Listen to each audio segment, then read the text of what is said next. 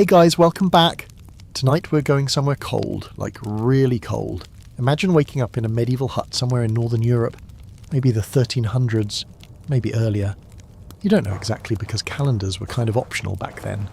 The first thing you feel isn't the straw mattress or the smell of wood smoke, it's the air, that biting chill that goes straight through the rough wool blanket. You sit up, breath fogging in the dim light. The fire's gone out, the room's quiet except for the wind sneaking through cracks in the walls. And there, on the wooden shelf, you see it. The bread you saved from last night, frozen solid. You probably wouldn't survive this, not for long. Not unless you had a plan. So before you get comfortable, take a moment to like the video and subscribe, but only if you really like what I do here. And while you're at it, tell me where you're watching from tonight, and what time it is for you. I love seeing those all pop up in the comments. Now turn off the lights, maybe turn on the fan for some soft background music, and let's get started tonight. You shuffle towards the wooden door, your feet pressing against icy floorboards that feel almost alive with the cold. Outside, the world's a landscape of grey. Frost clings to every twig and roof tile. The fields are stiff, brittle, silent. The pigs have been brought inside the barn, partly for warmth and partly for security. Food is life, and in winters like this, everything is food. Your stomach growls. You know there's grain in the corner, salted meat hanging near the rafters, maybe a jar of honey tucked away. But getting to it without ruining it, or without it freezing entirely, is the tricky part. Fire helps, sure, but you can't keep a constant blaze without running out of wood, and wood's as precious as food in this season. This is what medieval life was, a constant negotiation between fire and frost. Too little warmth, and everything you stored through summer becomes a useless block of ice. Too much heat and it spoils early, or worse, invites mice, mould, or the dreaded smell that means something's gone wrong. You sit beside the cold hearth, rubbing your hands. The room is still smoky from yesterday's fire. You can almost hear the echo of the previous night's meal. Stew bubbling, kids laughing, dogs waiting for scraps. But now, all that's left is a chill and a question. How did they do it? How did anyone survive winter when their food could freeze before their lips touched it? It wasn't luck. It was systems. Thousands of little tricks, some passed down through generations, others born out of pure desperation.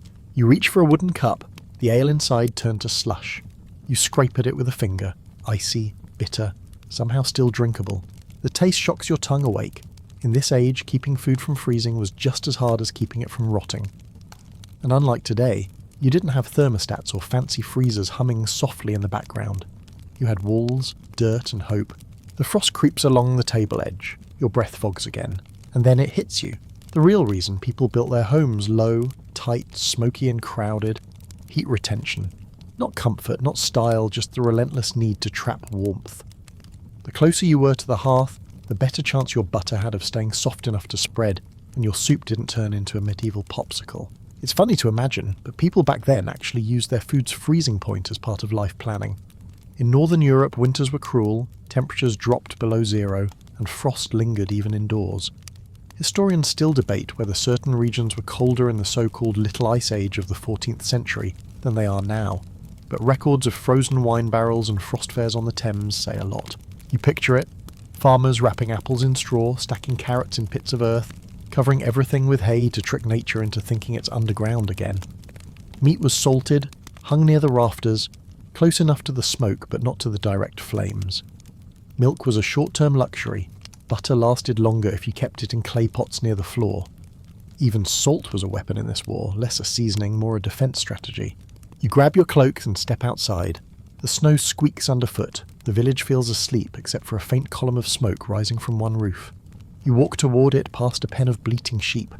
Poor creatures packed together not just for warmth, but because their body heat keeps the barn's potatoes from freezing. Clever, right? The animals were part of the insulation system. There's a smell of burning peat. A doorway opens and a tired woman emerges with a basket.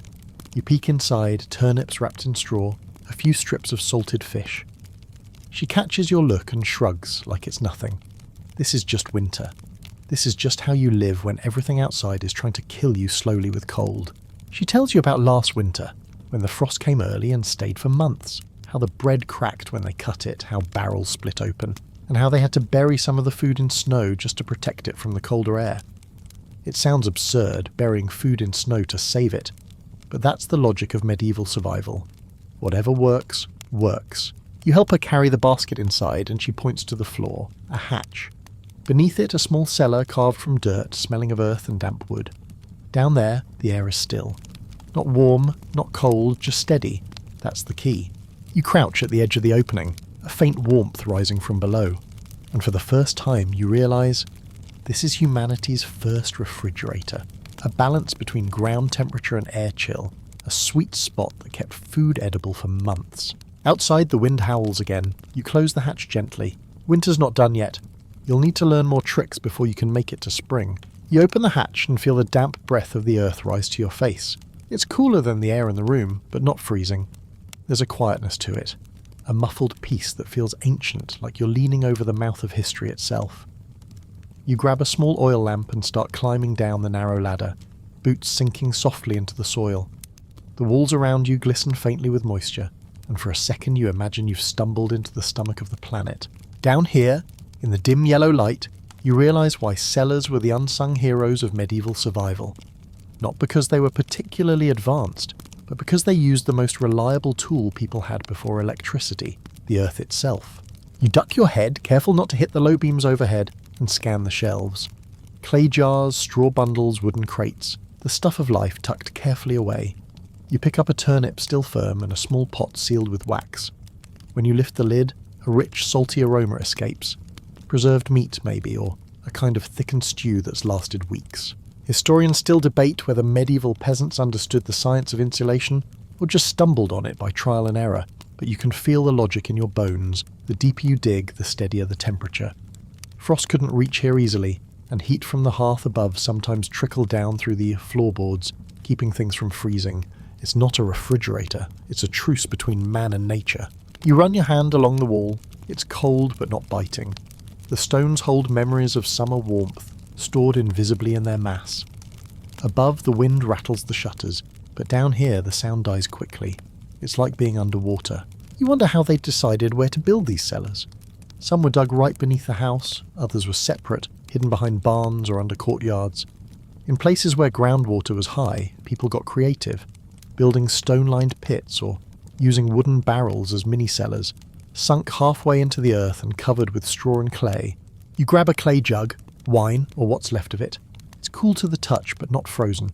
That's the trick. The cellar air hovers around 40 to 50 degrees Fahrenheit.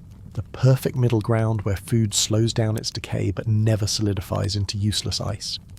You take a cautious sip. It's sharp, earthy and slightly smoky from the cask. Not bad for a drink that's been hiding in the ground for a month. Outside, the dog barks. You hear faint footsteps, someone else coming down. It's the old farmer whose house this is, bundled in a heavy cloak carrying a wooden bucket. He nods at you and starts shifting things around, muttering to himself about rats and drafts. You watch him check the corners, running his hand near the ceiling as if feeling for ghosts. He grins when he sees your puzzled look. Draft, he says. Too much air, too much frost. You realise he's right. Medieval people understood air movement long before the word thermodynamics existed. A well-built cellar had ventilation shafts, small holes lined with wood or stone that allowed just enough airflow to prevent mould, but not so much that frost could creep in. In colder months, people stuffed those vents with straw or cloth, adjusting them like primitive thermostats. The farmer points to the ceiling, where you spot one of those narrow vents, stuffed with something dark. You squint. Dried moss and sheep's wool. Brilliant. You make a mental note. Medieval insulation hack number 1. As you follow him back up the ladder, he tells you about the harvest, the rush before the first snow to pull root vegetables, stack grains, and bury everything before the frost sets in. The cellar wasn't just storage, it was strategy. Lose your cellar, lose your winter. He gestures to the far end of his yard, where another mound rises beneath the snow, a hump covered in stones and grass. Potato pit, he says. Except, well, potatoes wouldn't reach Europe until centuries later. So, not potatoes, turnips, maybe, or beets. But the principle is the same. Dig a shallow pit, layer it with straw, pile in the vegetables, then cover everything with more straw and soil. The insulation keeps the temperature stable, and the earth prevents frostbite. You crouch and brush the snow from the mound. It looks like nothing, just dirt and old grass. But beneath it lies survival. Funny thing, we tend to imagine medieval winters as one long frozen nightmare. But these people were practical. They didn't fight nature so much as bargain with it. A little cold was fine, it kept things fresh. The real enemy was the swing between freezing and thawing, which could split barrels, spoil wine, and turn grains mouldy. So, they built for consistency. You head back inside, shaking the snow off your boots, and sit near the hearth again. The farmer joins you, sets a small clay pot by the fire, and watches it slowly thaw. Inside is a stew, congealed but intact. He adds a splash of water, stirs it with a wooden spoon, and within minutes the smell fills the room. Onions, cabbage, maybe some salted pork. He grins again, offering you a taste. You take a spoonful. It's hearty, smoky, and shockingly comforting. It hits you then that everything about medieval winter survival was about timing. Cook just enough to last, store just enough to stretch, and keep it all balanced in that narrow band between frozen and spoiled. As you eat, he tells you about a year the cellar froze solid. The frost went deep, too deep, and even underground the turnips turned to rock. They had to chip them free with knives, boil them for hours just to make them edible. He chuckles, a little darkly. Good teeth that year, he says. You both laugh. That's your third joke of the night. Congratulations, you're adapting to the humour of survival. Historians still debate whether these root cellars were common across all of Europe or mostly limited to colder regions like Scandinavia and the Alps. What's certain is that where there was winter, there were pits. The ground didn't care who you were. A monk, a farmer, a noble. You respected it or you starved. You glance back down the hatch one last time before bed. The air from below is steady, unchanging, reliable. You realise this is more than a trick of architecture, it's a kind of faith. Trusting the earth to protect what little you have. And as the fire crackles and your eyelids grow heavy, you can't help thinking, maybe warmth isn't just fire, it's knowing what not to let freeze. The next morning your breath is still visible in the air, but you've started to get used to it. The frost no longer surprises you, it's just another guest in the house. You rub your hands together, feed a few twigs into the dying fire, and think about the cellar below. It's working. Sort of. The food isn't freezing, but it's not exactly cosy either. You can't live your entire winter in a dirt hole. That's when you start to notice the other defences people have built into everyday life. Defences made not of stone or soil, but of stuff. Layers upon layers of straw, wool, and whatever else could keep frost at bay. You shuffle towards a back wall, where a bundle of straw hangs loosely in a corner. The farmer's wife sees you looking and chuckles softly. Not for the animals, she says. For the cheese. You blink. Cheese wrapped in straw. She hands you a small lumpy wheel. It's covered in golden stalks tied with string. When you untie it and peel the layers back, the smell hits you. Earthy, tangy, alive. It's beautiful in the weirdest way. Like a dairy version of an old library book. The straw has absorbed moisture, kept frost away, and even helped the rind develop flavour. It turns out straw wasn't just bedding, it was insulation. Cheap, renewable, and surprisingly effective. People packed it around clay jars, lined their storage baskets with it, and even stuffed it between walls to trap warmth. In some parts of Europe they went further, wrapping barrels in woolen cloth, covering shelves with animal hides, even sealing gaps with dried dung. Yeah, you heard that right, dung. Turns out once it's dry, it's not gross at all. It's basically prehistoric foam insulation. You pick up a cloth-wrapped bundle from the shelf and feel the texture. Rough, slightly oily. It's wool. Inside, salted fish glistens in brine, cool but pliable. The wrapping acts as a barrier, keeping the cold air from direct contact and slowing down any chance of freezing. The simplicity of it makes you smile.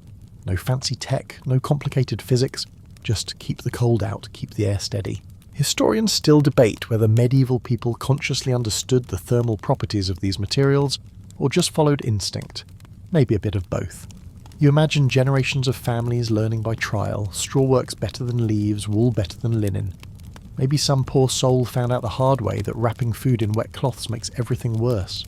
You take a moment to step outside, the cold nipping at your nose. Across the village, smoke curls from a few chimneys. The snow crunches beneath your boots, and you notice a few wooden crates buried halfway in snowbanks near the barn. At first, you think someone left them there by accident, but when you peek inside, you see they're packed tight with straw and sealed with wooden lids. Inside, eggs. Wait, eggs? Out here? You tap one gently. It's cool but not frozen.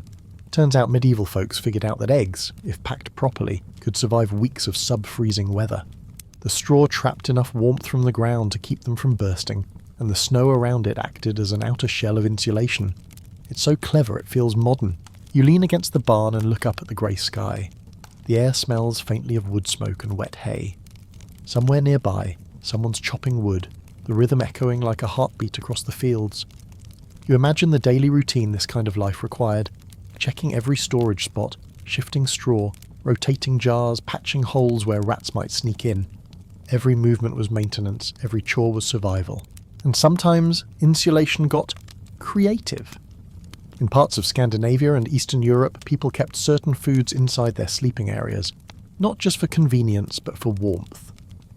A loaf of bread near the bedside wasn't midnight snacking, it was insulation. Same with butter wrapped in wool and tucked near the hearth. The human body and the fire both gave off enough heat to keep things soft. You glance back toward the fire and realise modern people wrap themselves in blankets. Medieval people wrapped everything in blankets. Cheese, meat, vegetables, even beer casks. Wool was expensive, sure, but scraps and old garments worked fine. Some used felted wool, compressed layers that trapped air bubbles, forming a natural thermal barrier. Think of it as the medieval version of bubble wrap, minus the fun popping part. You wander to the neighbouring cottage, curious to see how others do it. The door opens with a groan, and a younger man waves you in. He's been wrapping jars of honey and straw and sealing them with wax. He laughs when you ask why. If it freezes, he says, you can't pour it. You'd need a hammer, not a spoon. Good point. Frozen honey is basically sugar armour.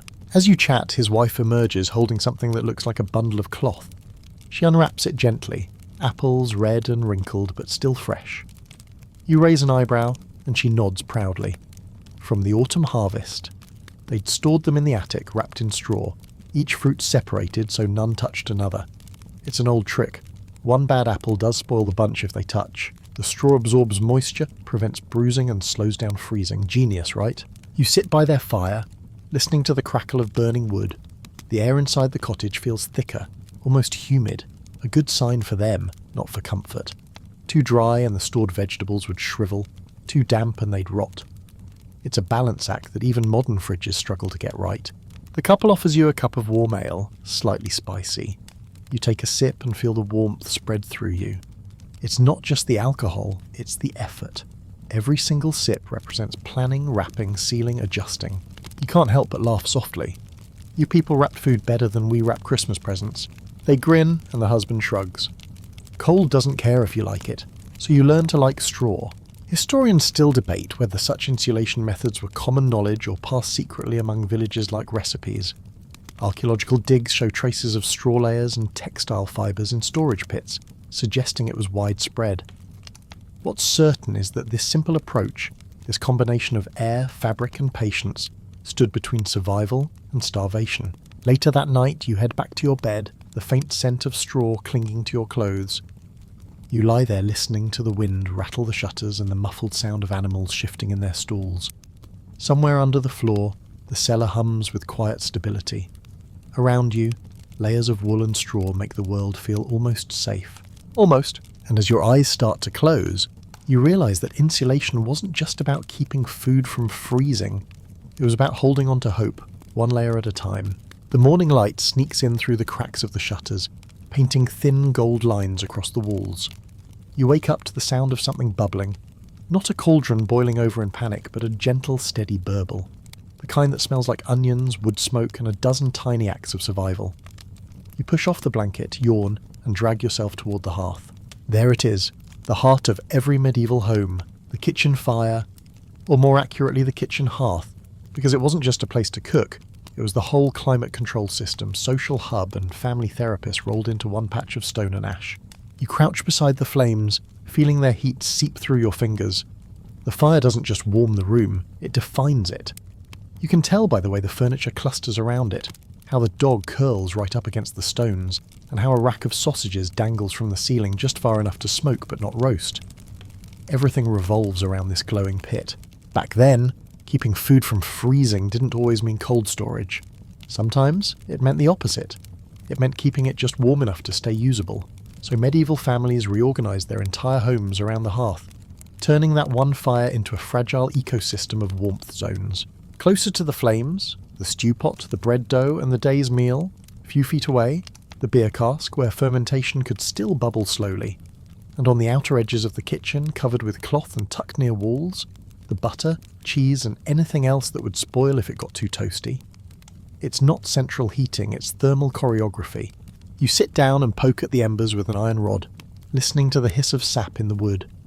The house creaks softly, expanding as the warmth spreads. Someone behind you yawns, a child probably, and soon you hear the soft shuffle of feet as the household stirs awake. Breakfast isn't cereal or toast here, it's whatever didn't freeze overnight. You can't help but smile at the smell of pottage. Yesterday's stew thickened overnight and revived this morning with a splash of ale. It's not glamorous, but it's practical. Every meal has to stretch into the next one. The woman of the house adds a few dry herbs to the pot, glancing toward you. "Fire never sleeps," she says, almost absently. You realise she's not joking. In winter, the hearth was rarely allowed to go completely out. Someone always kept watch. Ash was banked carefully at night to trap the embers, and in the morning a quick stir and a bit of kindling brought it back to life. Losing the fire meant starting from scratch, with flint, steel and prayer. You noticed the layout of the kitchen. The hearth's against an inner wall, not an outer one. That wasn't just architectural whimsy, it trapped heat inside the home. Some larger houses even had double-sided hearths, feeding warmth to 2 rooms at once. Ingenious, right? It's like an early prototype of central heating minus the thermostat and the customer service hotline. Historians still debate whether medieval people truly understood airflow management, how smoke, heat and drafts work together. But you can see the pattern here. Small holes near the ceiling to vent smoke, heavy curtains to trap air, stone floors that absorbed heat during the day and released it slowly at night. It's the kind of design that feels almost modern once you notice it. As you sit by the fire, the farmer brings over a wooden bowl and gestures to the hearth's edge. There, nestled in warm ash, are a few wrapped parcels. He uses a stick to roll one out. It's a potato-like vegetable, blackened on the outside but soft inside. Roasted turnip.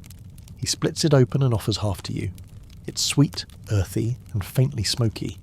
You realise this humble fireplace isn't just cooking their meals, it's keeping their food alive. You can almost hear the quiet logic. No refrigerators. Fine, no problem. Just keep the food close to the fire, but not too close. The kitchen becomes a series of temperature zones, and every food type gets its own little microclimate. It's the most primitive and brilliant form of climate control. You turn to look at the walls. Hooks and shelves line the stonework, each at slightly different heights. Higher up, near the ceiling, hang the smoked meats and dried herbs, basking in the slow warmth of the rising smoke. On the lower shelves, near the floor, sit clay pots of butter and preserved milk, just far enough from the fire to stay cool. It's like watching the world's first food pyramid, by temperature.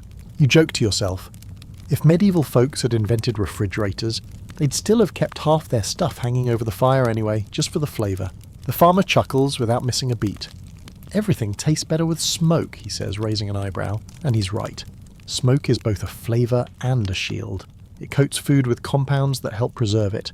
Another happy accident discovered long before chemistry gave it a name. The fire crackles louder as a fresh log catches. You can feel the air shift again, warm currents curling toward the ceiling. Someone opens a small vent in the corner, just enough to let the smoke drift upward without losing all the heat. The balance is delicate, like tuning an instrument. You start to notice the other quiet tricks happening around you. Clay jars lined with damp cloth to regulate moisture. Bread dough set on the hearth's ledge so it doesn't freeze before baking. Even the dog, lazily sprawled near the door, serves a purpose. His body heat keeps that draft from cutting too sharply into the room. Every person, every object, every movement in this kitchen contributes to one goal: stability. Outside, the cold presses in, relentless. But here, within these thick stone walls, the hearth transforms into the centre of gravity. You can see why families treated it almost like a living being. They fed it, guarded it, whispered around it. Historians sometimes call this the hearth culture of the Middle Ages, a time when the fire wasn't just technology, but identity. It dictated where you ate, where you slept, where you stored your food. It even determined your social life. On freezing nights, neighbours gathered here to share warmth, gossip, and maybe a little ale. And if you think that's primitive, remember, most modern homes still revolve around heat sources too. The only difference is we call them living rooms now, and our fires are hidden behind glowing screens. As you sit back, half dozing in the warmth, the woman hums softly while stirring the pot. You watch her sprinkle in salt, a precious glittering mineral worth its weight in silver. The firelight catches it just right, and for a moment the whole room looks golden. It's peaceful, for now, but out there the snow keeps falling. and every degree of warmth feels borrowed. You sip your ale, feeling the room's rhythm, the flicker of fire, the murmur of voices, the heartbeat of survival. And you realise the hearth isn't just where food is cooked, it's where hope refuses to freeze. You wake up to the smell of something sharp and salty, almost metallic. At first you think someone's burning something, but then it hits you. This is preservation, medieval style. You sit up, stretch, and see a group of villagers outside, bent over wooden tables dusted white. Not with snow, but with salt. It's food prep day, the annual ritual of turning fresh meat and fish into something winterproof. Smoke curls upward from the huts like sleepy ghosts, carrying the scent of hickory and sea air. You grab your cloak and step outside, crunching through the snow toward the source. This is where the real magic happens. Before the food ever gets buried or stored, it has to survive time, and for that, medieval people had 3 secret weapons: smoke, salt, and vinegar. Together they were like the avengers of preservation. Less glamorous, but way more practical. You approach a man hunched over a table, his hands red from the cold and from working the salt. He's packing fish, probably herring, maybe cod, into barrels layered with coarse crystals. The pattern is mesmerising. Fish, salt, like a grim, briny lasagna. You ask how long it lasts. He grins. All winter, maybe spring if we're lucky. You watch as he pounds the lid shut with a mallet, sealing in the smell of the sea.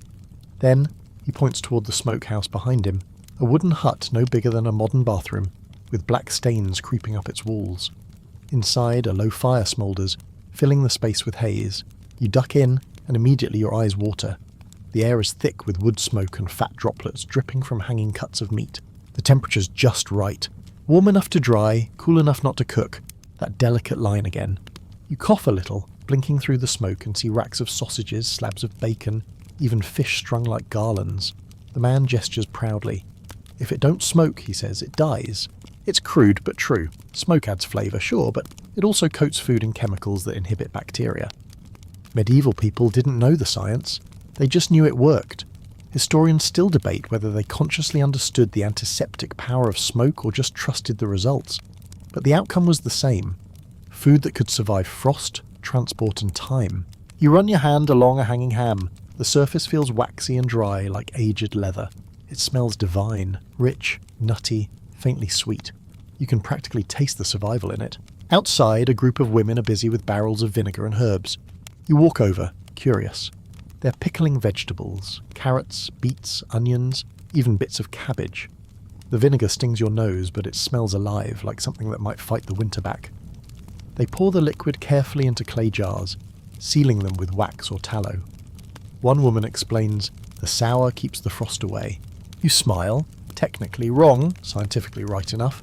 The acid changes the chemistry, preventing decay even when cold. Plus, pickled food doesn't freeze as easily, it just gets slushy. She hands you a jar and you peer through the cloudy liquid. Floating inside are garlic cloves and something red, maybe beet slices. She says they'll eat it in February, when everything else tastes like salt and smoke. That tangy crunch will feel like sunshine then. And speaking of salt, you follow a trail of footprints to the town square, where a cart of white crystals gleams like treasure. Salt wasn't cheap. It came from coastal evaporation pits or rock mines, often traded across regions. Some villages had entire economies based on it. The man selling it eyes you suspiciously and says, "You want good salt, not swamp salt." Apparently not all salts were created equal. Some were full of impurities that ruined food. You hand him a coin just to look less suspicious, and he nods toward a nearby shed. "Try the brine." Inside, 2 men are stirring a wooden vat full of cloudy water. They're brining pork, soaking it in a mixture of salt, water, and a handful of herbs. The smell is halfway between a spa and a swamp, but somehow comforting. This step keeps meat moist while protecting it from frostbite. The salt water prevents ice crystals from forming inside, which would otherwise tear the fibres apart. You watch as they haul a slab of meat from the vat and hang it near the hearth to dry. The steam rising from it catches the light just right.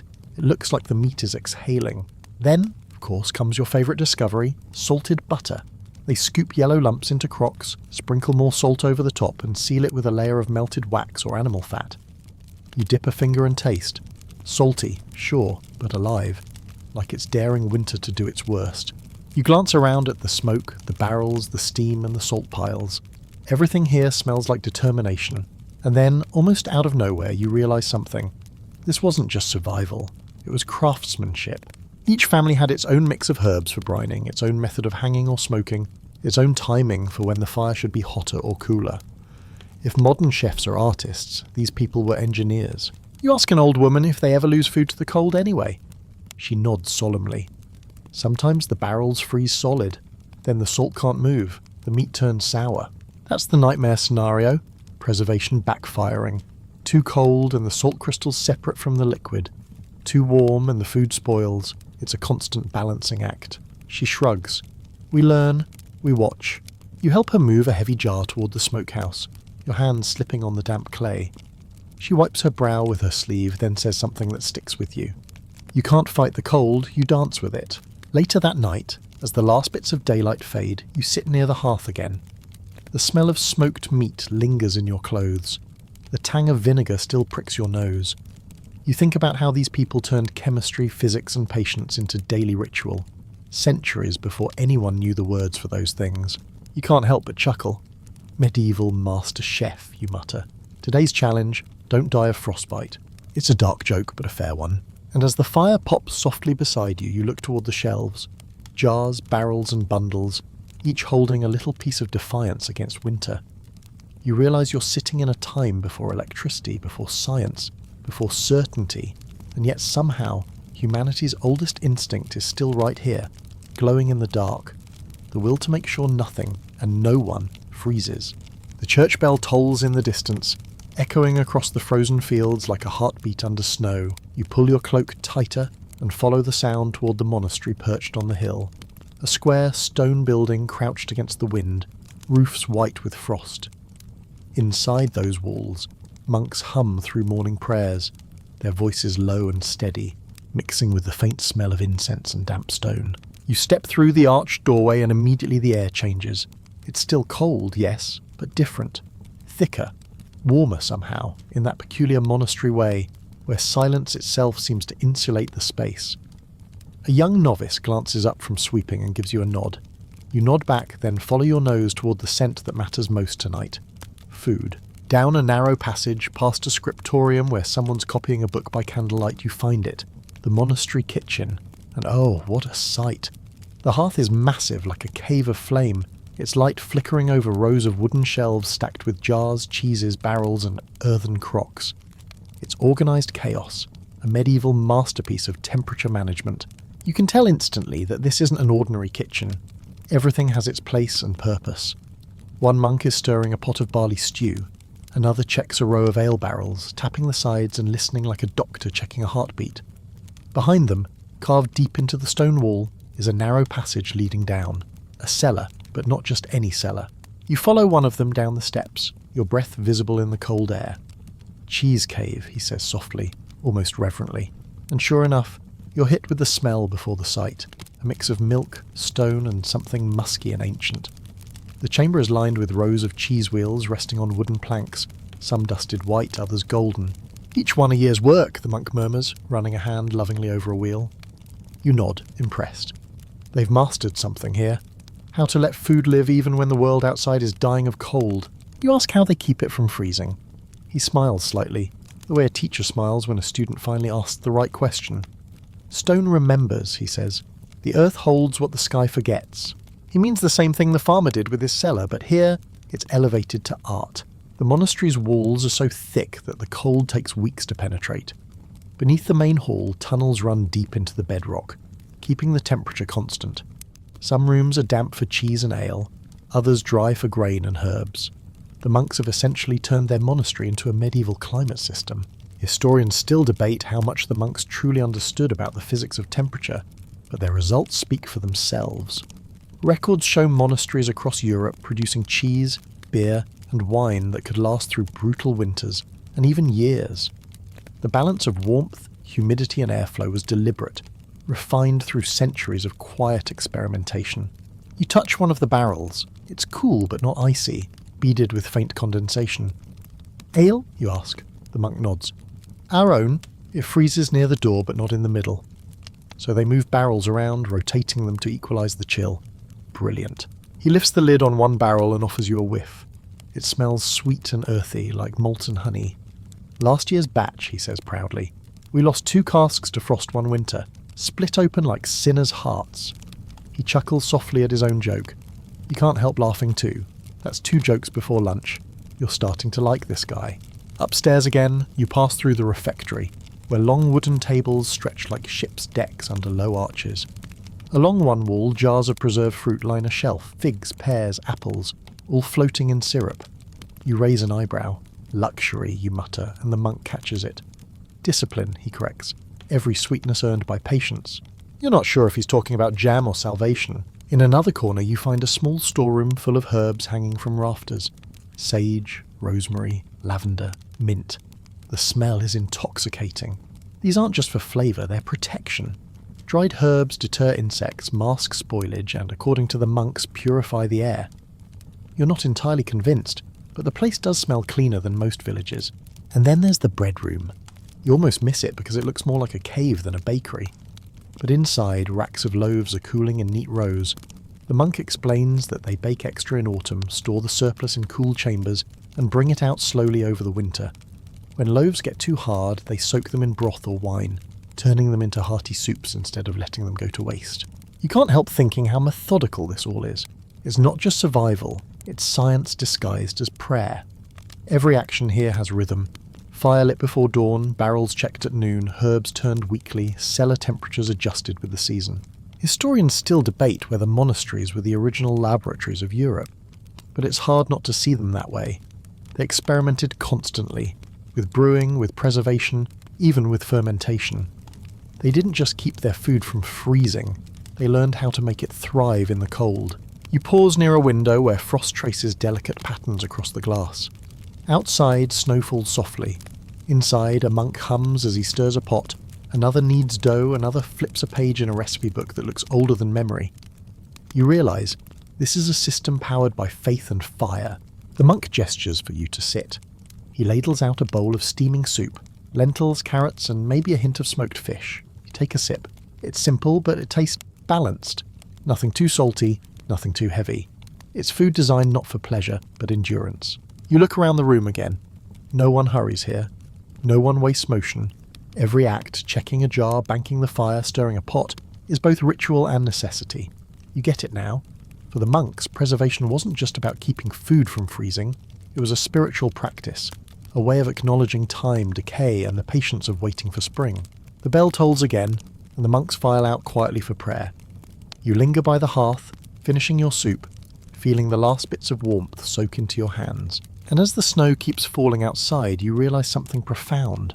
While peasants fought the cold with straw and fire, the monks conquered it with discipline. Their kitchens were sanctuaries where faith met physics, and where nothing, not even the frost, dared linger too long. You smile to yourself. Amen to insulation, you whisper. You leave the monastery with the taste of barley ale still lingering on your tongue and a new appreciation for organised warmth. The road back down the hill is slick with ice, and your breath rises in soft rhythmic clouds. The village feels quieter today, almost suspended, until you hear it. Laughter, faint and rowdy, coming from a squat building with a crooked sign swaying in the wind. A tavern, the medieval solution to every problem. Cold, hunger, loneliness, and occasionally theology. You push the door open and are immediately wrapped in a haze of wood smoke, sweat, and something yeasty that can only be beer, or the promise of it. The place is packed despite the weather. Coats hang near the door, boots clatter on the floorboards, and a mangy dog sprawls by the fire like a seasoned regular. In one corner, a group of merchants hunch over tankards, laughing too loudly. You squeeze your way to the counter, where a man with a face as red as his nose is frantically inspecting a wooden cask. He looks up and exasperated. Frozen, he mutters. Half the ale's turned solid again. You peer over the counter. He's right. The cask has a crust of ice near the spout like frostbite on wood. You raise an eyebrow, curious. He sighs. Every year, we warm the cellar too much it spoils. Too little it freezes. Can't win. And there it is again. The delicate dance of temperature. Even taverns had to fight the same battle as farmers and monks. Only here, it wasn't about keeping meat fresh. It was about keeping ale liquid. You watch as he calls over a young boy who carries a metal bucket filled with glowing embers from the hearth. Together, they carefully set it beside the cask. Not too close, just enough to radiate heat. Hot stones work better, he explains, grabbing a flat river rock from near the fire. He tosses it in the bucket, waits a moment, then slides it beneath the cask. You can hear the faint crackle as frost melts and wood flexes. Ingenious. Medieval people couldn't control the weather, but they could manipulate microclimates. A hot stone under the right spot, a straw mat against a cold wall, a bucket of water near a hearth to humidify the air. It was all one big balancing act. The tavern keeper grins when the spout finally drips. See? Told you she just needed a little warmth. He pours 2 mugs and slides one toward you. First sip's on me. You take it. The ale's thick, malty, a little sour but perfect. It's the taste of victory over frostbite. Historians still debate, you say, half to yourself, whether medieval people really understood how temperature affects fermentation, he shrugs. We don't need to understand it, he says. We just listen to it. You laugh. That's his whole brewing philosophy. Listen to the ale. When it fizzes too hard, move it closer to the door. When it sleeps too deep, slide it near the hearth. You can almost imagine the casks having personalities. Lazy in the cold, rowdy when warm. Behind you, a group of travellers talk loudly about a frozen shipment of wine that cracked its barrels during a snowstorm. Apparently merchants on the Rhine used to transport wine wrapped in wool or hay, just to keep the liquid from freezing mid-journey. One of them swears he saw a man in Bruges trying to defrost a barrel by rolling it near a bonfire. Whole thing exploded, he laughs. The others roar with delight. You grin into your drink. Medieval logistics were brutal but creative. At another table, a couple of women pour ale into clay jugs, sealing the tops with wax. You ask why, and they explain that it's not just for travel, it's insulation. Wax prevents the liquid from evaporating or freezing as quickly, and the funny part, they store the sealed jugs under their beds. The warmest place in the house wasn't the kitchen, it was the bed itself. Body heat and straw mattresses created a surprisingly effective thermal zone. You joke, so technically you're sleeping with your beer. They both snort and nod. Cheapest husband I ever had, one says. That's your first joke quota for the night, well earned. As the day wears on, the tavern fills with more locals. Farmers, carpenters, even a weary monk from the same monastery you just left. He joins you by the fire, hands outstretched toward the warmth. The tavern keeper brings him a mug, and he accepts it with a grateful nod. You notice frost melting slowly from his robe, dripping onto the floor. It's then that you realise taverns weren't just bars, they were defrosters. For people, for news, for spirits in both senses. In winter, this was where humanity gathered to thaw. You take another sip and watch as the innkeeper checks his cellar door again, muttering about drafts. You follow him down out of curiosity. The cellar is small and dim, lined with barrels stacked in uneven rows. It's cooler here, but not freezing. The floor is covered in straw, which absorbs condensation and insulates from the icy ground. Stone keeps steady, he explains, but straw keeps life. You spot a row of ceramic jugs sitting in water basins. He sees your puzzled look and smirks.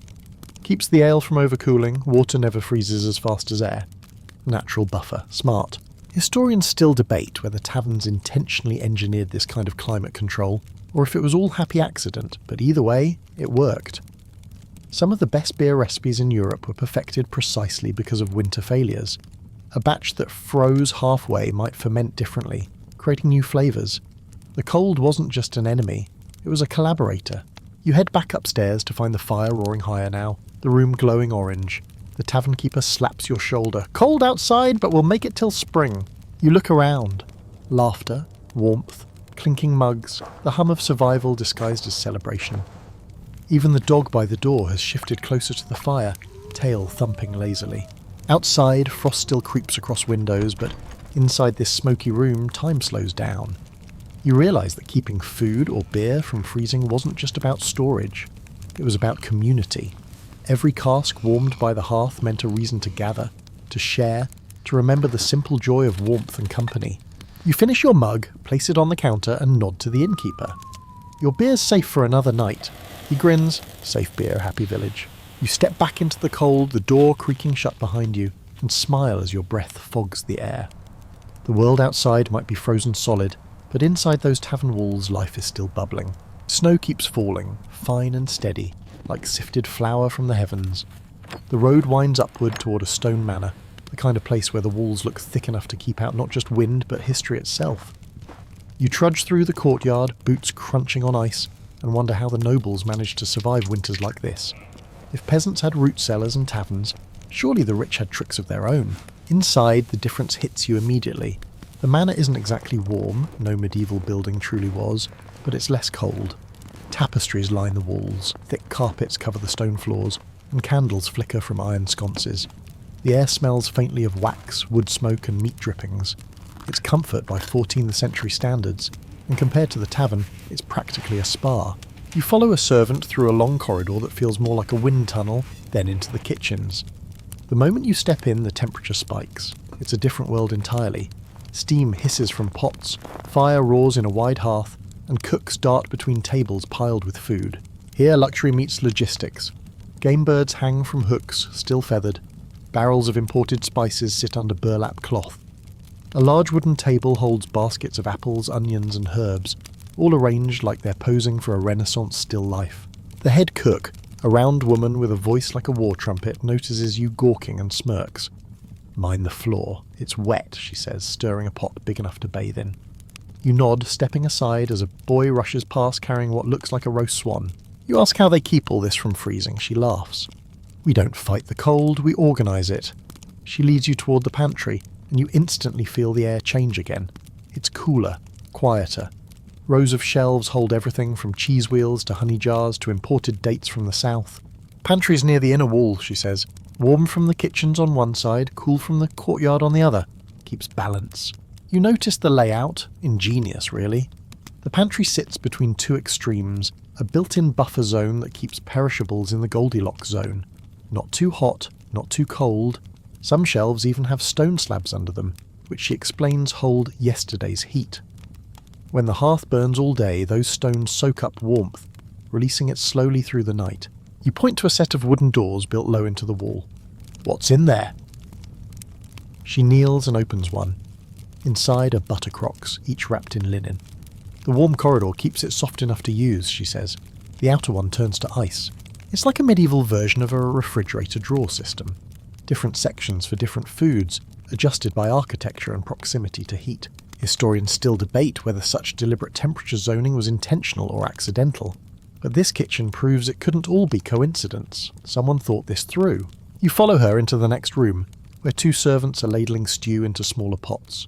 One lifts a lid, and steam billows out, smelling of herbs and roasted venison. The cook notices your interest and chuckles. "Half this goes upstairs," she says. "Half goes into storage." "Storage?" you repeat. She leads you to another chamber beyond the pantry. Darker, colder, almost silent except for the faint crackle of frost outside the window. Inside are rows of sealed jars, each labelled in chalk. "Preserves," she says proudly. "Jellies, pastes, confits." She taps a jar filled with something golden. "Quince. Keeps for months if sealed right. The trick is fat or sugar, both fight the cold." You raise a brow. "Sugar? In winter?" She smirks. "If the Lord can afford swan, he can afford sugar." "Fair point." You notice something else unusual. A small brazier burns faintly in the corner, barely glowing. She follows your gaze. "Keeps the frost off the jams," she explains. "Too much cold cracks the glass." The irony makes you grin. Peasants worry about freezing turnips. Nobles worry about cracked marmalade jars. Still, you can't deny the elegance of it. Every layer of this manor is a system of microclimates.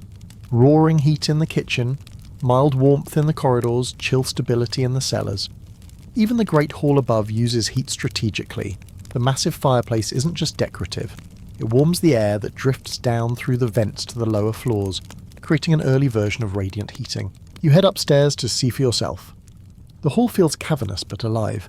Servants bustle about, setting platters on long tables, smoked pheasant, cured hams, and baskets of fruit that somehow haven't turned to mush. A few musicians tune their lutes near the corner, their fingers red from the chill but determined to keep playing. The lord of the house sits near the fire, wrapped in fur. His cup of wine steams faintly. You notice he's holding it over a small bowl filled with warm water, like a makeshift mug warmer. You can't help but laugh quietly. "A heated chalice," you whisper. He glances your way, amused. "A cold drink dulls the wit," he says, "and the wine, if frozen, breaks the cup. We've learned. It's not arrogance, it's adaptation." The wealthy had their comforts, yes, but those comforts depended on countless little acts of cleverness by servants who understood temperature better than anyone else. You wander toward a window overlooking the courtyard. Down below, a small group of servants are carrying crates into what looks like a side building. You ask the cook what it is. Ice chamber, she says. Keeps the coldest things safe. Wait, safe from the cold? She nods. Sometimes it's too much. We store what shouldn't freeze down there under straw. Meat, fruit, spices. You realise this isn't an ice house in the modern sense. It's an anti-ice house. A chamber meant to avoid freezing in an environment where everything else already has. Historians still debate how widespread these were, but records from estates in France and Bohemia describe exactly this. Cellars or side buildings designed to trap moderate cold, the medieval thermostat powered by instinct. Back in the hall, a servant passes carrying a tray of steaming mulled wine. You take a cup. Cloves, cinnamon and citrus peel fill the air. The heat seeps into your hands, into your bones. You sip and smile. Luxury or not, the logic is the same across every class. Fire, stone, patience, and endless experimentation. Whether it's a farmer's pit or a noble's pantry, the goal never changes. Keep life from freezing solid. You linger near the fire, listening to the faint crackle of logs. Someone laughs at the far end of the hall. The musicians start playing a slow, mellow tune. Outside, the snow falls thicker, but inside this pocket of engineered warmth you feel almost modern. And as you take another sip of the steaming wine, you can't help thinking, survival isn't just about what you have, it's about how cleverly you use the heat that's left. The next morning dawns grey and bitter, the kind of cold that bites instead of chills. From the manor's window you can see the long white road stretching toward the market town, a thread of life between frozen worlds.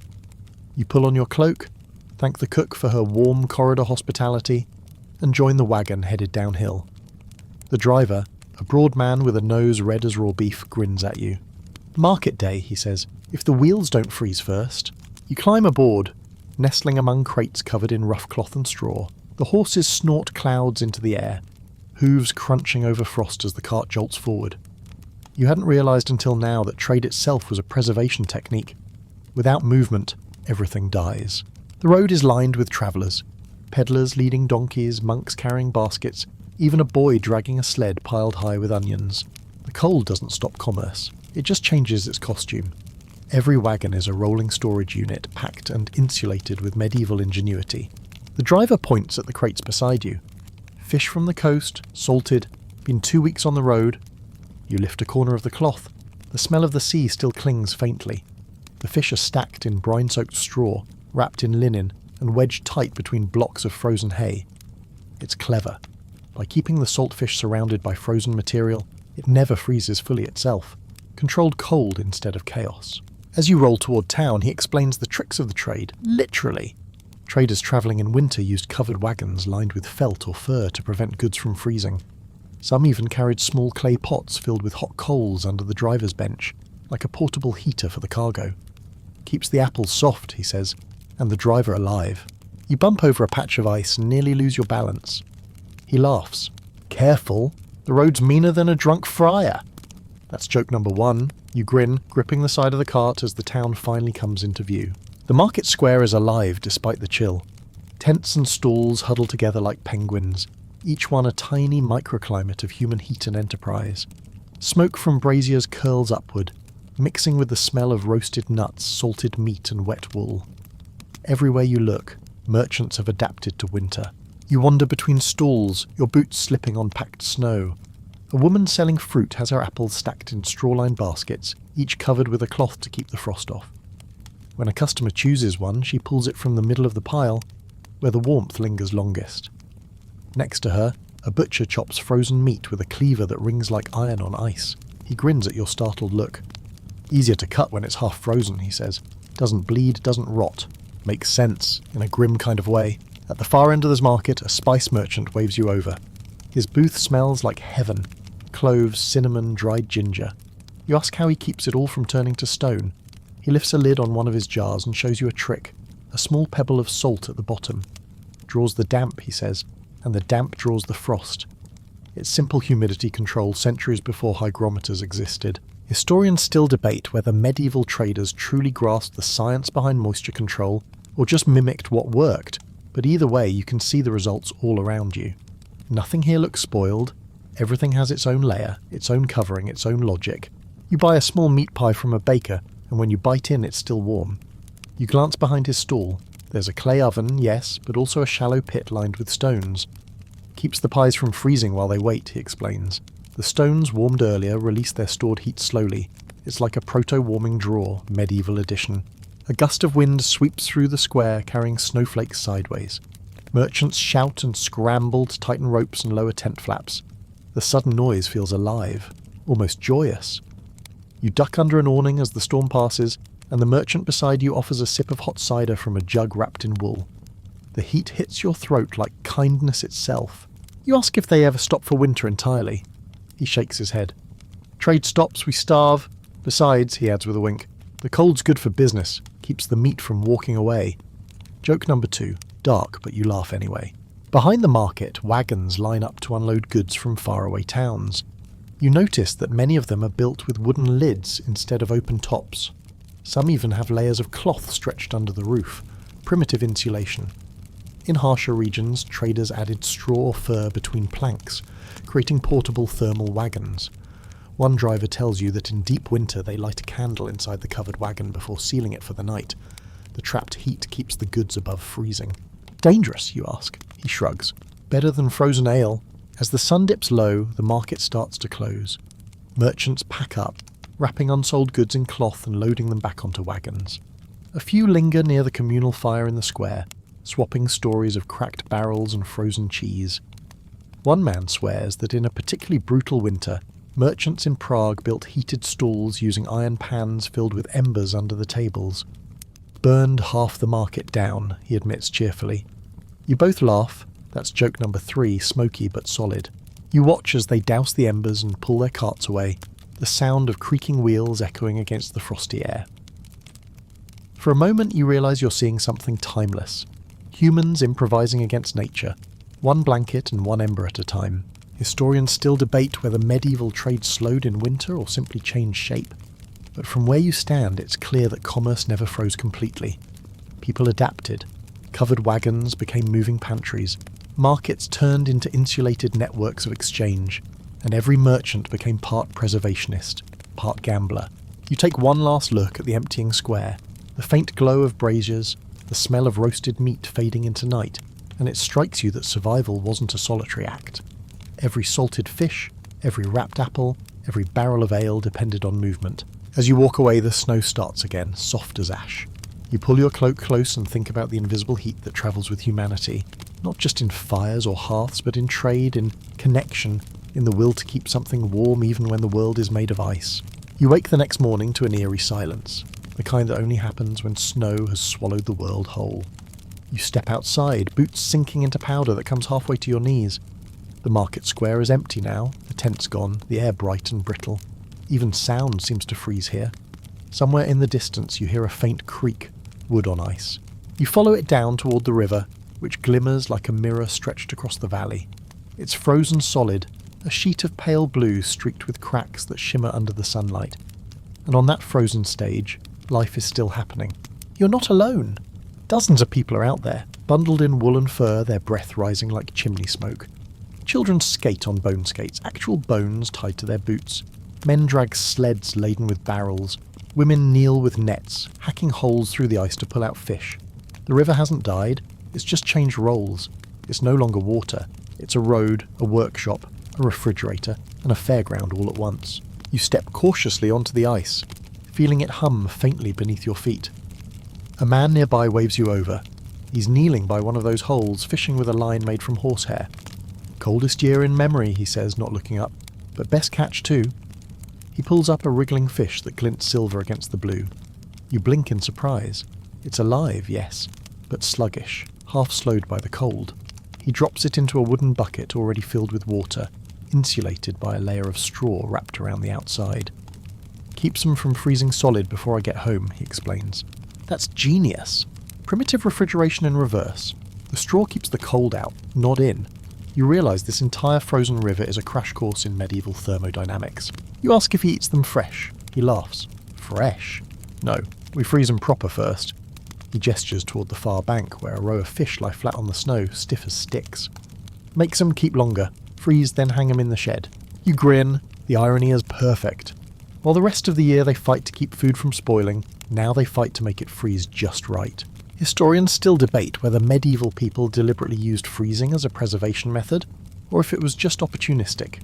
But evidence from the Baltic to the Alps suggests both. Frozen rivers were nature's freezers, and in the right conditions they became tools of survival. You walk further along, passing a line of merchants with sleds. They're sawing blocks of ice from the river, stacking them like glass bricks. One of them tells you the ice will be stored under straw in pits all year long, used in summer to chill wine or keep butter firm. You stare at him. Wait, so you're harvesting cold? He grins. Aye, cold's worth more than gold in July. You chuckle, shaking your head. Medieval ice harvesting, centuries before anyone had a word for refrigeration. Further along the river, you stumble into what looks like a festival.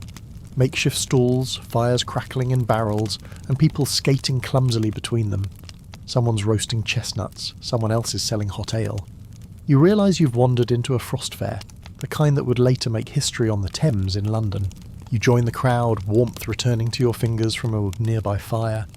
The air smells of wood smoke, sweet dough and wet wool. A man shouts something about ale that never freezes, pouring mugs from a barrel nestled between two pots of glowing coals. You buy one and take a sip. Sweet, spicy, perfectly warm. He winks. Stone under, fire near, lid tight, he says proudly, tapping the barrel. You grin.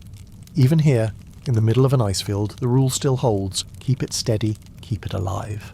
Nearby, a young woman is selling dried herbs and roots, each wrapped in cloth and tied with string. You ask how she keeps them from freezing. She shrugs. Dry things don't die. Fair enough. Moisture is the enemy. Even without thermometers, these people know the physics by feel. And then there's the most curious sight of all. A man chiselling shallow trenches into the ice and filling them with straw and fish. You watch, fascinated, as he explains. Half in the ice, half out. Keeps them from freezing through, just right for the week. You realise he's creating a controlled cold storage space inside the river itself. Nature's refrigerator, calibrated by intuition.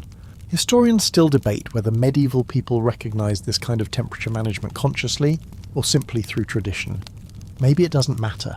Watching them now, you see mastery in motion. You take another walk across the river, hearing it groan faintly beneath the weight of life above it. Kids laugh as they slide on their bone skates. Merchants haggle over frozen fish, and smoke from a dozen small fires blurs the horizon.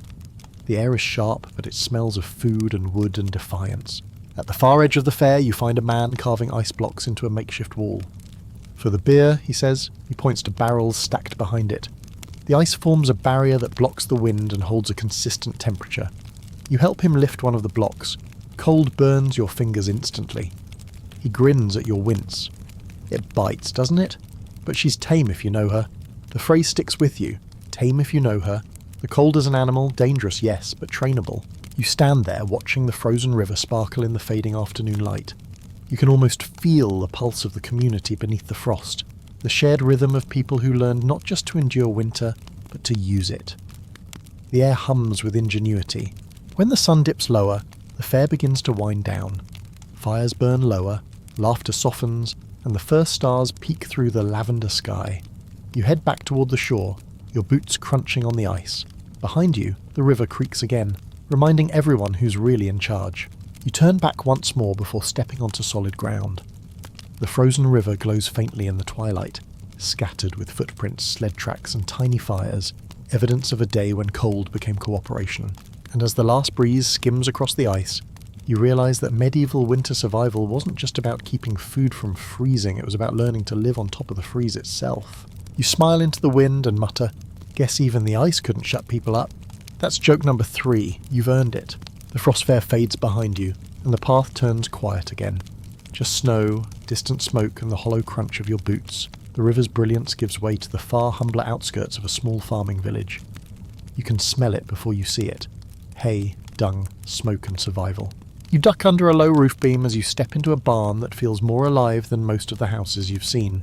Steam rises in the cold air from the clustered bodies of cows and goats. You feel the heat hit your face, a living furnace made of muscle and fur. A woman at the far end is scattering hay, her cheeks flushed, breath fogging in the light. She glances up and waves you over. "Warm enough," she jokes, and honestly, yes, it's warmer than your bed last night. The animals shift, the air thick with the smell of hay and earth. She gestures toward a small pile of crates stacked near the stable wall. You peek inside and laugh. "Is that food?" She grins. "Aye, and they'll guard it better than a locked door." Sure enough, nestled between the bales are carrots, turnips, even a few clay pots sealed with wax. The trick, she explains, is to let the beast breathe on it. Warm air keeps the frost off, straw keeps the damp out. No thief comes near, too much smell. You blink because she's right on all counts. It's insulation by livestock. Primitive but brilliant. In the hierarchy of medieval heating systems, cows outrank fireplaces. Historians still debate whether this practice, storing food with or near animals, was deliberate innovation or just the consequence of cramped living. But you're looking at proof that necessity breeds genius. She hands you a small, rough loaf of bread from a cloth bundle. It's slightly soft, not frozen at all. You bite into it, warm from being tucked under a goat's feed trough. It tastes faintly of smoke and salt. You bake it daily, you ask? She laughs. Bake daily? Who's got the wood for that? We bake once a week and keep it wrapped. When it hardens, we sleep on it at night, comes back to life by morning. That's joke number 1, and it lands perfectly. You notice another trick. Along one wall, a line of clay jars half buried in dirt. Cool but not cold, she says, tapping one. Inside, milk turned to butter, wrapped in a linen cloth. The cow's warmth keeps it from freezing. The earthen floor keeps it from spoiling. We churn slow in winter, she adds. Patience is cheaper than fire. You can't help but admire that line. When you step back outside, the world is grey-blue again. The cold hits harder now, like punishment for leaving the barn's cocoon. Across the path, a man is hammering boards over a window. You wander over to watch. Drafts, he says simply. Always the drafts. Then, with a wink, he adds, and to keep the bread from running away. That's joke number 2, dries the wood he's hammering. You follow him inside his hut, curious how an ordinary peasant family survives the season. The place is cramped. Half kitchen, half bedroom, all necessity. The hearth glows faintly, a pot bubbling with something that smells like cabbage and onion. Near the wall, a small chest sits open, lined with old rags. Inside, apples wrapped in straw, still mostly firm. His wife stirs the pot and explains. We dry fruit before snow, then wrap them, keep them in the sleeping room. She gestures toward the small sleeping area where 2 children lie bundled under wool. You notice a basket under the bed. Food there too? She nods. Best place in the house, the bed breathes warmth. You realise you've seen this pattern everywhere. From nobles' buttercrocks to peasants' apples, people turned their very bodies into climate control systems. The human heart was the furnace. The husband sits by the fire sharpening a knife. He tells you about last winter, how the frost came early, the grain froze, and the chickens stopped laying. We learned, he says simply, we keep flour in sacks by the chimney now, never again. He gestures to a small pile of cloth bags stacked near the hearth. Smart. Heat rises up the flue but never gets hot enough to scorch. The bags stay dry and just warm enough to keep the flour usable. Historians still debate whether these small domestic adjustments were widespread or localised, but the ingenuity feels universal.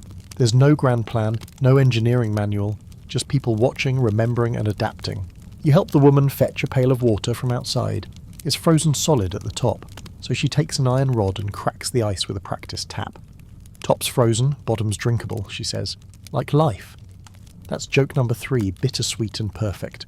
Back inside, she pours the water into a clay jug, sets it near the fire, and covers it with a cloth. Keeps it from freezing again. You realise that almost everything in this house involves layers. Cloth, straw, air. The same tools over and over, rearranged 100 different ways. When the stew's ready, they ladle you a bowl. It's simple. Vegetables, barley, a few bits of salted pork. But it's hot, and that's what matters. Steam curls up and catches the light from the fire, turning the air gold. You eat slowly, listening to the crackle of the hearth. The children stir under their blanket, mumbling in their sleep. The room feels small but alive. Every sound, the creak of the door, the pop of a log, is a reminder that warmth is fragile, something constantly earned. You notice a small shelf above the fire with clay jars. Lard, the wife says proudly, covers everything that doesn't want to freeze. Sure enough, inside one jar, chunks of cooked meat float beneath a white layer of fat. It's preservation by sealing, not against rot but against air and ice. Fat doesn't freeze easily, so it becomes a shield. As the evening deepens, you help the man shovel snow against the base of the house. Insulation, he says. Snow keeps the wind out. You blink. Snow as insulation. It sounds backward, but it works. A layer of packed snow against the walls traps still air, which keeps the worst of the chill away. Primitive but effective. When you return inside, the room feels almost warm. You sit by the fire, staring into the glowing coals, and the woman smiles softly. "Fire's just half the work," she says. "The rest is keeping it in." You nod. It's the simplest summary of medieval thermodynamics yet. The night drifts on. The family hums quietly as they clean up, their movements slow and practiced. The cold outside presses against the walls, but inside the glow holds. As you curl up near the hearth, half dozing, you think about everything you've seen. Cellars, smokehouses, monks, taverns, and now barns full of living radiators. The methods change, but the logic is the same. Control, balance, adaptation. Human warmth isn't just fire. It's the sum of every tiny act that keeps the frost from winning. Morning comes with that thin, metallic light that only deep winter knows. The frost on the windows has bloomed into lace, curling across the glass in silent, intricate spirals. You sit by the fire, rubbing your hands and thinking about everything you've seen. The pits, the smokehouses, the monks, the taverns, the animals. And suddenly it hits you. Nobody back then really knew why any of this worked. Not scientifically, anyway. They could see the effects, food that didn't spoil, butter that stayed spreadable, ale that didn't freeze, but the reasons were invisible. No one could measure temperature precisely. No one had a thermometer. No one talked about conduction or relative humidity. The knowledge lived in fingers, not in numbers. You step outside, the cold air wrapping around you like a question. What actually kept medieval food from freezing? What was the unseen science hiding beneath the wool, straw and stone? The short answer, everything and nothing. You start to walk toward the edge of the village, boots crunching on frost. Behind a barn, a man is stacking firewood in neat rows. You ask him why he leaves space between the logs. He shrugs. "Wood needs to breathe," he says. But then he adds, "Same with the cellar." That little word, breathe, is perfect. Airflow. They didn't have vocabulary for convection, but they felt it. Historians still debate how consciously medieval people understood these physics. Did they notice the relationship between dampness and temperature? Did they understand that humidity slows freezing or that dry air steals warmth faster? Probably not. But they didn't need to. They lived the data. You duck into a nearby shed where a woman is checking her stored apples. The air inside feels different. Still, a little damp, not biting cold. She holds up one fruit, inspecting the skin. "Needs air," she mutters, and opens a small shutter just a crack. You realise she's regulating ventilation by instinct. Too much airflow and everything freezes. Too little and mould wins. You smile. "You're a scientist and don't even know it," she laughs. "I'm a mother. That's worse." That's joke number one, delivered perfectly deadpan. You look around her shed more closely. The apples are layered between straw, the shelves are stone, and there's a tiny oil lamp burning in the corner. Not for light, but for warmth.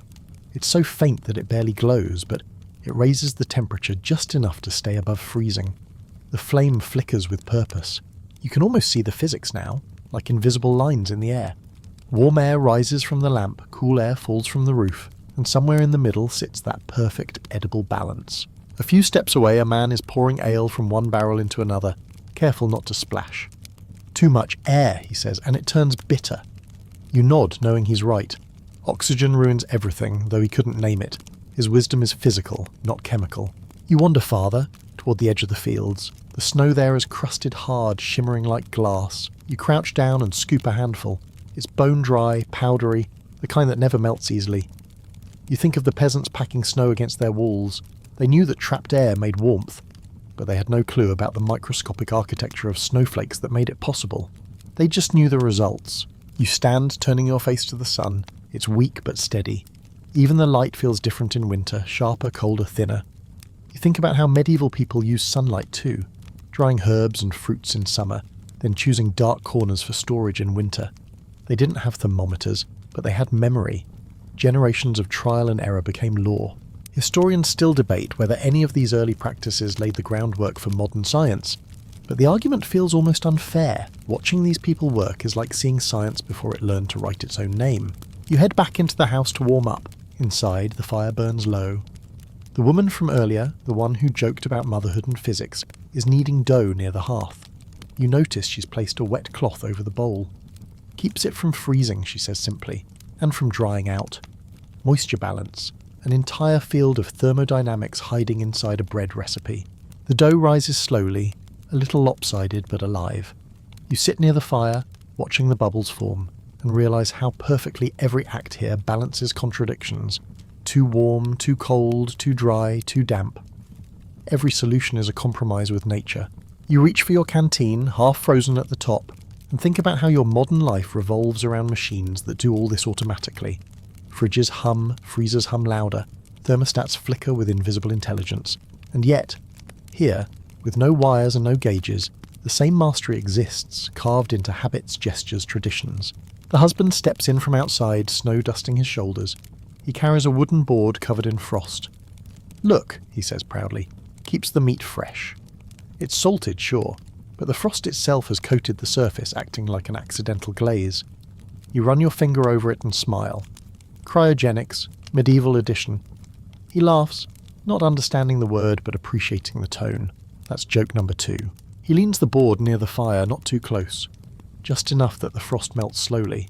You watch the droplets run down the side, catching light like liquid glass. You realise how fragile every meal was back then. A balance of heat, salt, and luck. The woman cuts a slice of cheese from a wheel and offers it to you. It's firm but not frozen, fragrant with smoke and earth. You take a bite. It tastes like time, like patience turned tangible. And for a moment you imagine explaining this to a modern audience. That before thermometers, people understood temperature through touch, not numbers. That before insulation was engineered, it was woven, buried, layered. That before refrigeration was mechanical, it was spiritual, half science, half faith. Historians still debate whether medieval people thought of nature as an enemy or a partner. You suspect it was both. The cold punished, but it also preserved. The frost took lives, but it also saved food. Every winter was a contradiction, and so were the people who survived it. The fire pops softly, sending up a tiny spark. You lean back, full and warm, and let the thought settle. The science they didn't know was always there, waiting to be named. You smile. "Guess they were doing experiments all along," you murmur. The woman grins, not missing a beat. "We just didn't blow anything up." That's joke number 3. You laugh until your breath fogs the air. Outside, the wind sighs through the trees, and for a moment the whole world feels balanced. Just warm enough to live, just cold enough to learn. Night falls early again, wrapping the village in blue shadow and smoke. You can feel the cold pushing against the windows, that strange pressure of winter air that seems to listen. Inside, the hearth hums softly, and you find yourself staring into the flames, wondering how people once explained all of this. Freezing, thawing, survival, when science wasn't yet a language but a superstition. Because for medieval folks, cold wasn't just a number on a thermometer, it was alive.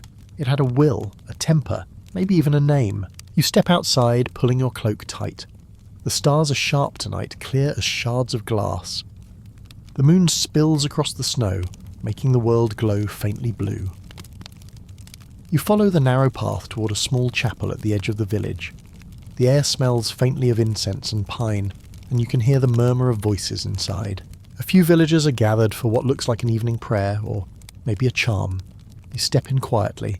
At the front, an older man, probably the priest, waves a sprig of evergreen over a bowl of steaming water.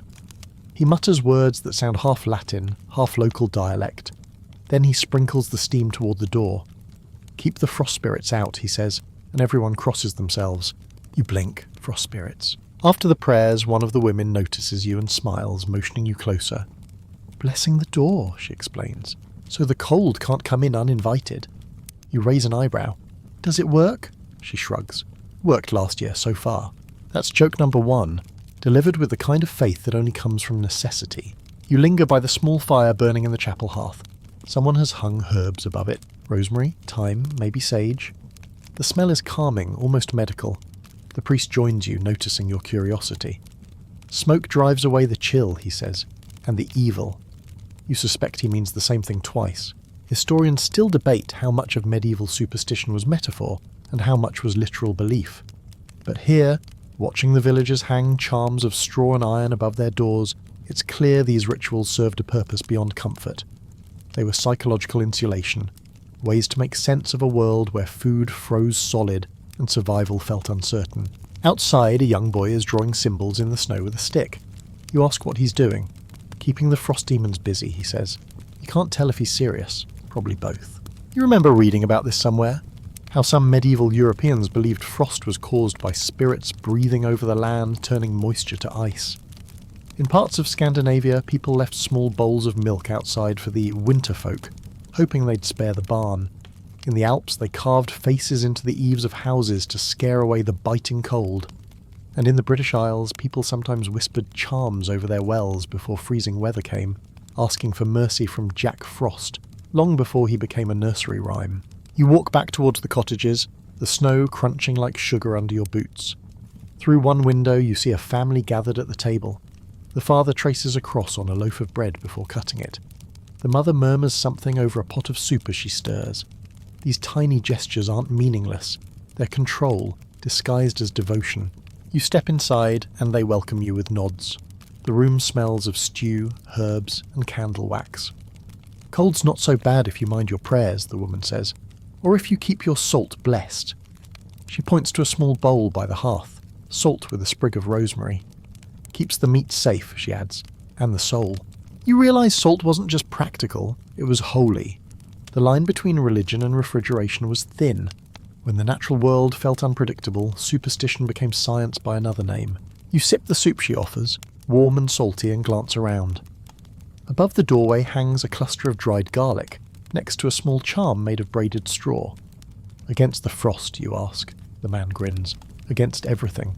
You laugh. That's joke number 2. After dinner, you step outside again. The air has turned colder still, sharp enough to sting. Your breath hangs heavy and the sky looks too close. Across the village, you can see faint candles flickering in every window, tiny dots of resistance against the endless dark. Some say the lights were meant to guide lost souls, or scare away winter spirits, but in truth, they're just warmth multiplied. You walk past the burren again, hearing the soft shifting of animals inside. The snow crunches, and you think about how the line between myth and method is blurry in times like this. Maybe wrapping cheese in straw wasn't just a trick, it was a prayer. Maybe burying food in the ground wasn't just practical, it was ritual. Back to the earth meant survival, not poetry. Historians still debate whether medieval belief systems helped or hindered their practical knowledge. But from where you stand, it feels obvious.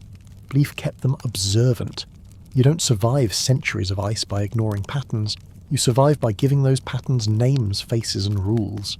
You glance toward the frozen fields, the moonlight pooling across them like spilled milk.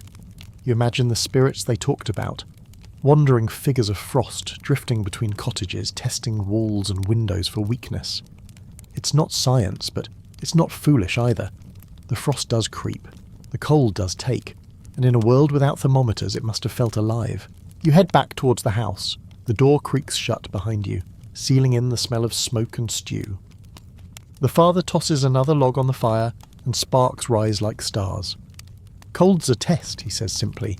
The faithful don't freeze first. You smile, half amused, half humbled. Maybe there's some truth in that.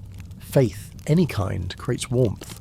The woman hands you a wool blanket and gestures to a spot near the hearth.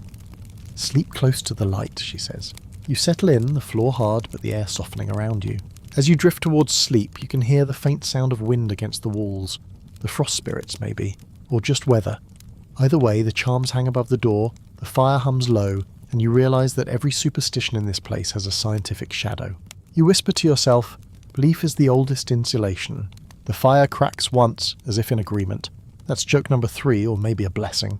The world outside the cottage is waking slower now, softer. The kind of morning where even the sun looks tired. You open your eyes to the faint orange glow of the hearth and realise how much the cold has become part of the rhythm. Every breath still fogs the air, but it doesn't sting as sharply. You're adapting just like they did. As you pack your few things and step outside, the sky is pale and endless. Snow crunches underfoot like old parchment, and the air smells faintly of smoke and wood resin. The village feels alive despite the frost. People moving between barns and sheds, the steady thump of an axe, the low hum of voices. And somewhere in the middle of it, something new catches your eye. A wooden structure half buried in snow, its roof sagging with frost. At first you think it's just another storage hut, but then you spot the opening, a sloping tunnel that leads underground. The sign above the entrance reads Cellarium Novum. You follow the path down, curiosity prickling. Inside it's dim but familiar, root cellars again, but this one is different. The air here feels steadier, drier, more deliberate. The walls are lined with stones cut smooth, the ceiling supported by beams thick as tree trunks. Someone has scrawled faint chalk marks on the wall, numbers or maybe dates. You run your hand along the wall, feeling that steady, comforting chill. You've seen the primitive versions of this, pits and basements, but this feels designed, planned, almost scientific. A man appears from the shadows holding a lantern. His robes are cleaner than the peasants', his hands stained with ink. A scholar, maybe. "You're looking at the future," he says. You raise an eyebrow. "Future looks cold." He laughs. "Better cold than spoiled." He explains that this cellar is part of a newer approach, something monasteries, merchants and wealthier farmers have begun experimenting with, purpose-built storage vaults that regulate temperature year-round. He shows you the vents, cleverly carved into the ceiling and sealed with wooden shutters that can open or close depending on the weather. He points out the inner walls, layered with sand and clay to buffer against sudden freezes. You realise, standing there, that this is the bridge between old instinct and modern engineering. These are the prototypes of the refrigerators we know today, made not of steel, but of stone and patience.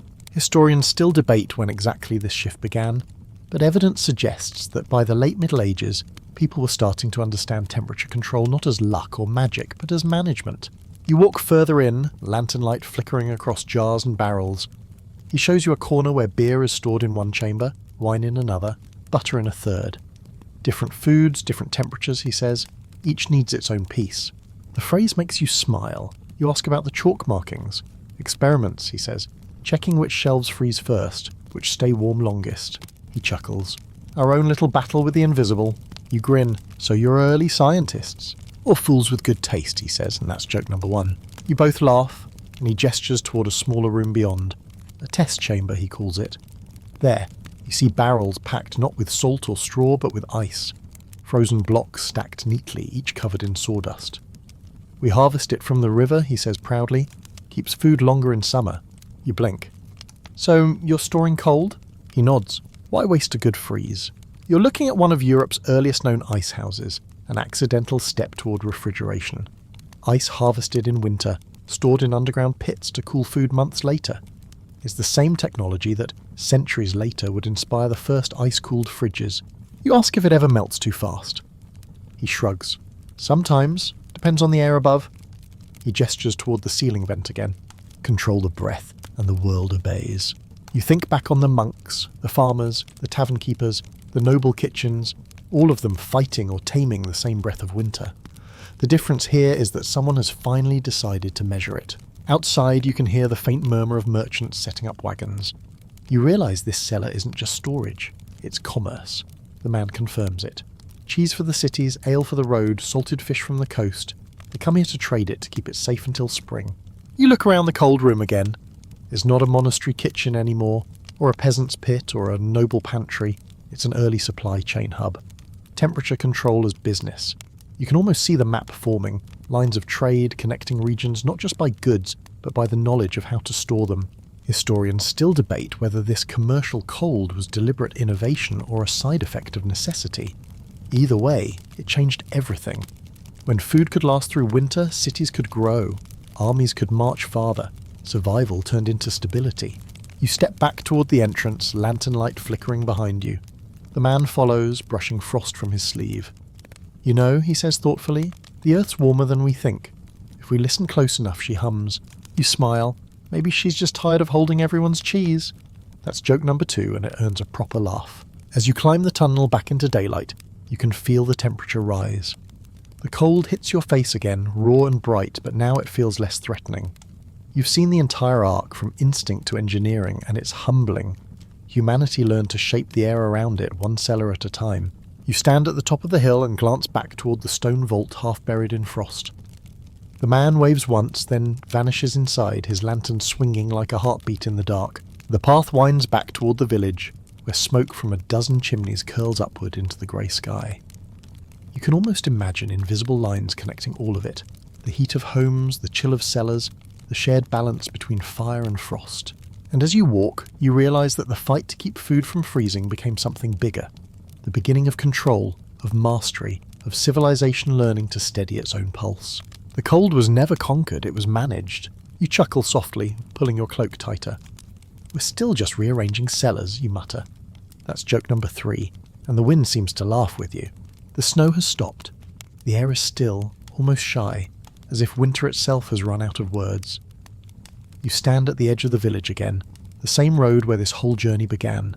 Smoke curls lazily from chimneys, the faint scent of peat and wood filling the air. The world has gone quiet, but not dead, just waiting. You walk past the barn where the cows still breathe heat into the hay, past the tavern where laughter leaks faintly from behind frosted windows, past the monastery bell that tolls like a heartbeat wrapped in stone. Everything feels smaller now, more human. And maybe that's what this story was always about. Humans, tiny against the cold, yet stubborn enough to find warmth anyway. You step into the last house you'll visit, an old woman's cottage perched on a rise above the fields.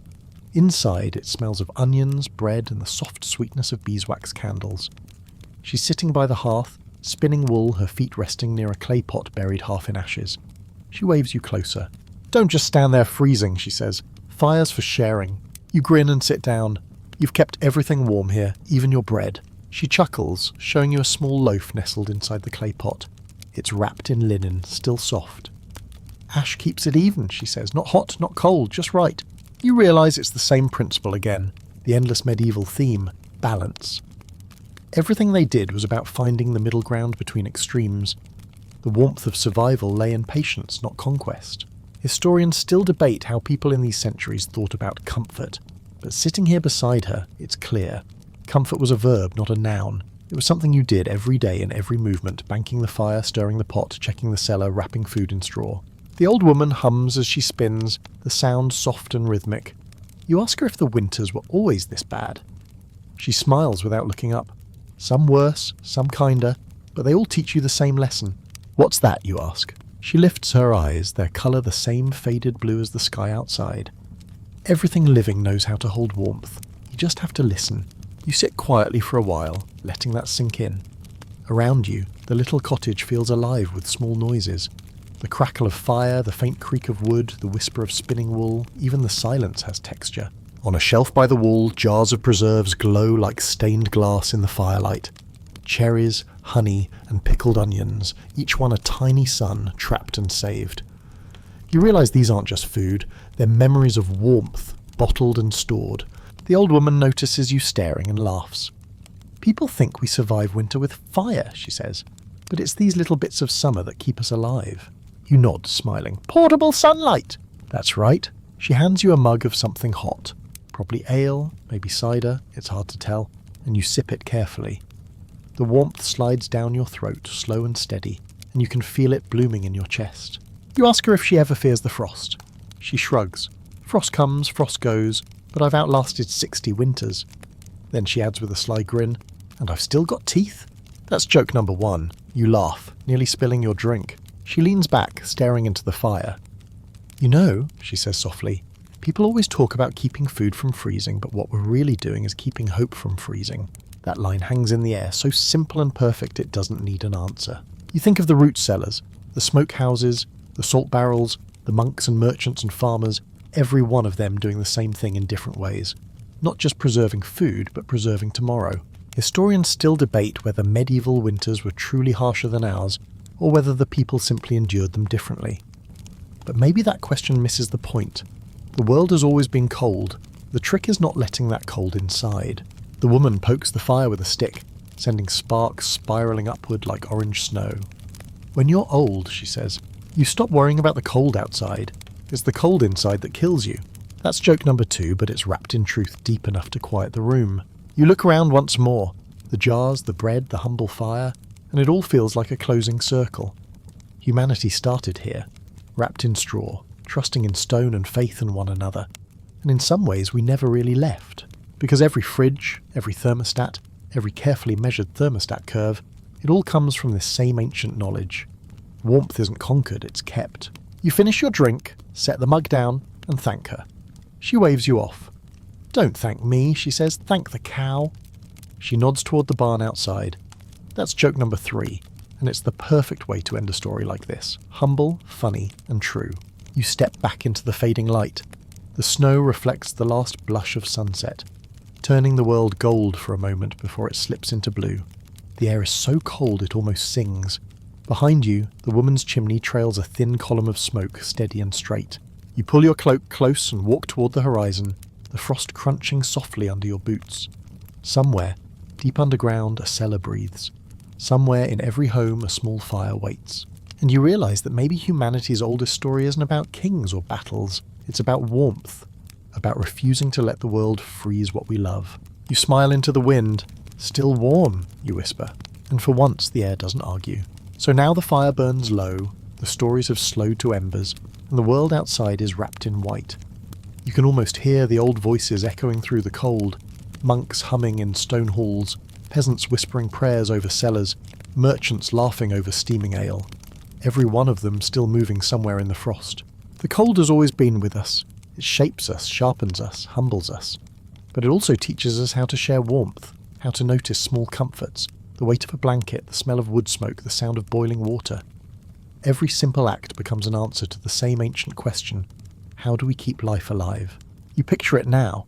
A frozen field at dawn, a hearth glowing through the mist, a hand reaching out to stir the fire. That's humanity's pulse, faint but steady. The frost may have taken kingdoms, crops and countless winters, but it never took the will to try again. That's what those medieval winters really left us. Not fear, but ingenuity. Every fridge hums because of them. Every jar sealed tight is a quiet thank you to their patience. So tonight, as the last spark fades, take a breath. Let the quiet settle. The world is still cold, but you're still here, and that means you've already won. Good night, traveller. Sleep warm.